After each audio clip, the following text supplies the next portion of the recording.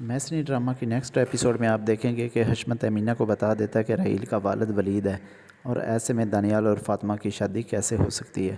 میں تو عجیب مشکل میں پھنس گیا ہوں اور مجھے کچھ سمجھ نہیں آ رہا کہ اب میں کیا کروں۔ تیمینہ یہ بات سن کر دل میں بڑی خوش ہوتی ہے کہ ولید فاطمہ کو واپس اپنے ساتھ لے جائے گا اور اس طرح اس کی فاطمہ سے جان چھوٹ جائے گی۔ یہ سننے کے بعد تیمینہ حشمت سے کہتی ہے کہ اس میں پریشان ہونے والی کون سی بات ہے، ایک نہ ایک دن اس بات کا فاطمہ کو پتہ چلنا ہی تھا کہ وہ آپ کی نہیں بلکہ ولید کی بیٹی ہے۔ اس لیے بہتر ہے کہ آپ خود ہی فاطمہ کو اس بات کا بتا دیں کہ اس کا اصل باپ ولید ہے، آپ نہیں، اور فاطمہ کو واپس ولید کے پاس بھیج دیں اور عالیہ اور رحیل کی شادی کر دیں۔ یہ سننے کے بعد حشمت جواب دیتا ہے کہ مجھے پہلے ہی پتہ تھا کہ تم ایسا ہی کہو گی، کیونکہ تم تو چاہتی ہی نہیں کہ فاطمہ میری بیٹی بن کر اس گھر میں رہے۔ یہ بات کان کھول کر سن لو۔ میں فاطمہ کو یہ بات کبھی نہیں پتہ چلنے دوں گا، اور نہ ہی تم کوئی ایسی حرکت کرنا، ورنہ مجھ سے برا کوئی نہیں ہوگا۔ اس پر تیمینہ حشمت کے سامنے اچھا بننے کی کوشش کرتی ہے اور کہتی ہے کہ ٹھیک ہے، آپ جیسا چاہیں گے ویسا ہی ہوگا۔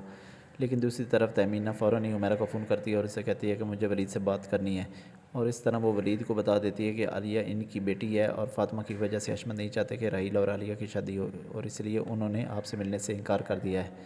جبکہ تیمینہ خود یہ نہیں چاہتی کہ فاطمہ اپنے باپ سے مزید دور رہے۔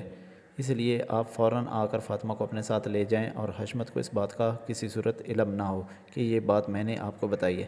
تیمینہ کی یہ بات سن کر ولید بہت خوش ہوتا ہے کہ بالآخر اتنے سالوں بعد اس کو اس کی بیٹی مل گئی ہے، اور تیمینہ کو یقین دلاتا ہے کہ میں حشمت کو آپ کے بارے میں کچھ نہیں کہوں گا، بلکہ میں تو آپ کا بہت زیادہ شکر گزار ہوں کہ آپ نے مجھے یہ سب کچھ بتایا۔ اس کے بعد ولید عمیرہ سے کہتا ہے کہ ہم عالیہ کے والد کے گھر جا رہے ہیں۔ اس پر عمیرہ ولید سے کہتی ہے کہ کیا ہوا، آپ عالیہ کی ماں سے بات کرنے کے بعد اتنے خوش کیوں ہیں، آخر ہوا کیا، انہوں نے ایسا کیا آپ سے کہہ دیا۔ اس پر ولید کہتا ہے کہ ابھی ان سب باتوں کا وقت نہیں، میں تو وہاں جا کر آپ کو بہت بڑا سرپرائز دوں گا۔